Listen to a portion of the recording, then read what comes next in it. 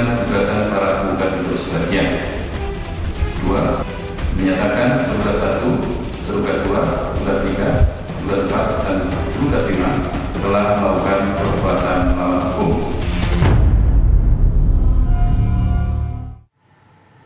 Saya ingin ke Bang Faldo. Bang Faldo, kalau dilihat dari tweetnya Gubernur DKI Jakarta mengatakan tidak akan melakukan apapun terhadap vonis ini. Tapi kenapa pemerintah pusat tampaknya akan melakukan sesuatu, harus menunggu dulu hasil kajian, Bang?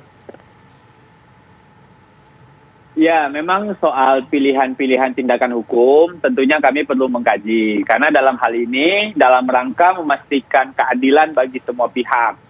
Dalam hal ini memang KLHK yang lead di sini, tentu kita semua juga harus tahu tantangan dan hambatan yang dikawal dari awal dari beliau yang mengawal proses ini. Nah, makanya kami bedakan tadi, Mbak, langkah hukum perlu dikaji, senormatif apapun hasil putusan pengadilan pasti akan dikaji, karena ini untuk memastikan aspek keadilan. Namun, secara prinsip, apa yang diperjuangkan oleh kawan-kawan tentunya merupakan perjuangan kami juga gitu. Pemerintah sudah siapkan berbagai kebijakan untuk mengatasi masalah ini. Namun memang apa saja, Bang, yang recently atau terakhir, Bang, yang disiapkan pemerintah kebijakan untuk polusi ataupun lingkungan?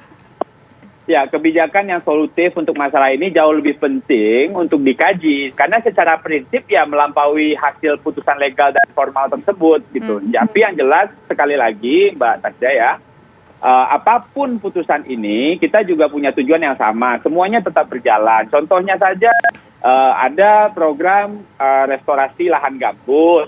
Nah, ada juga banyak program-program lain seperti Integrated Mass Rapid Transportation. Itu aja yang restorasi gambut itu sudah menurunkan 90% dari kebakaran hutan gitu loh. Upayanya berjalan ke sana gitu loh, Mbak. Tapi memang gitu, kita juga tidak bisa menutup telinga gitu. Memang ada kelompok masyarakat yang merasakan keresahan, ya melewati langkah hukum tentu kita harus kaji gitu loh. Karena kalau tidak kita kaji, kita tidak bisa memastikan keadilan bagi semua pihak. Dan dalam hal ini KLHK yang menjadi lead di sini. Tentu sekali lagi tantangan dan hambatannya dari beliau yang mengawal proses ini. Makanya tadi kami bedakan.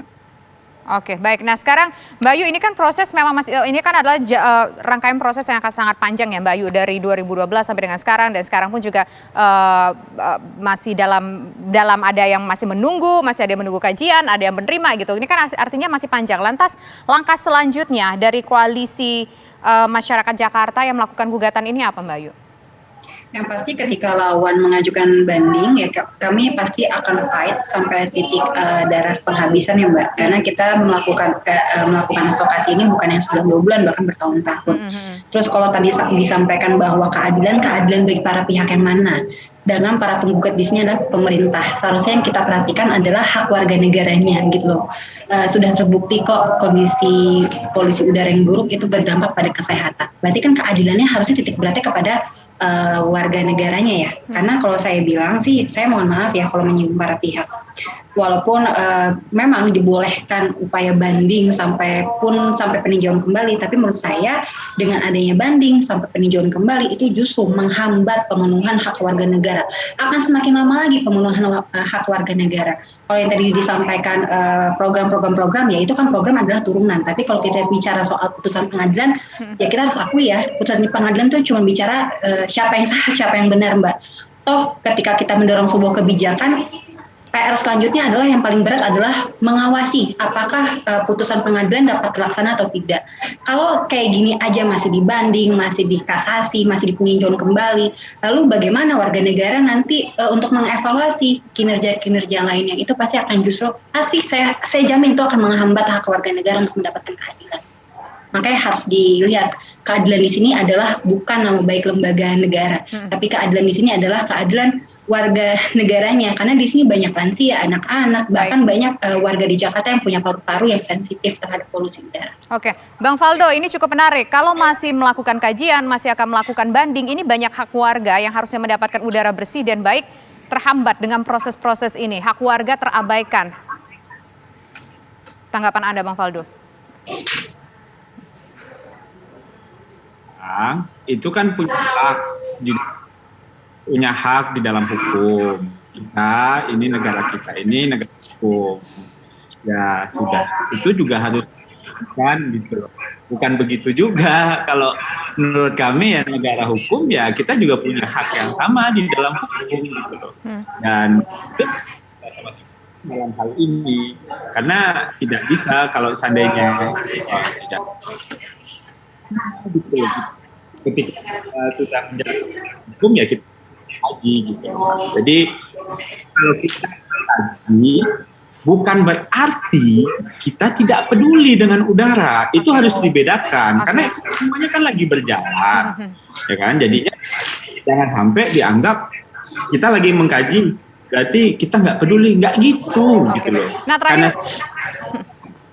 Ya ini harus kita pastikan gitu. Mbak Ayu terakhir, kalau ini memang sudah divonis bersalah, lantas apa harapannya dari koalisi masyarakat sendiri? Apa sih langkah real yang diharapkan dari pemerintah selain mengevaluasi? Mungkin juga ada kebijakan-kebijakan yang memang diharapkan muncul tuh apa? Singkat saja Mbak Ayu terakhir sebagai penutup. Singkat, pertama kami mengharapkan pemerintah segera melaksanakan putusan pengadilan. Yang kedua melibatkan peran serta masyarakat. Toh dari awal kami bilang bahwa kami siap berpartisipasi membantu pemerintah untuk mengatasi polusi udara. Simpel Mbak. Oke, baik. Harus upaya-upaya lainnya. Oke, baik. Terima kasih Mbak Ayu atas waktunya sudah dia berbincang bersama kami di program Kabar Petang Pilihan dan juga Bang Faldo. Terima kasih atas waktunya. Semoga sehat semua. Dan pemirsa, usai jeda berikut kami masih akan kembali dengan sejumlah informasi penting. Sesaat lagi.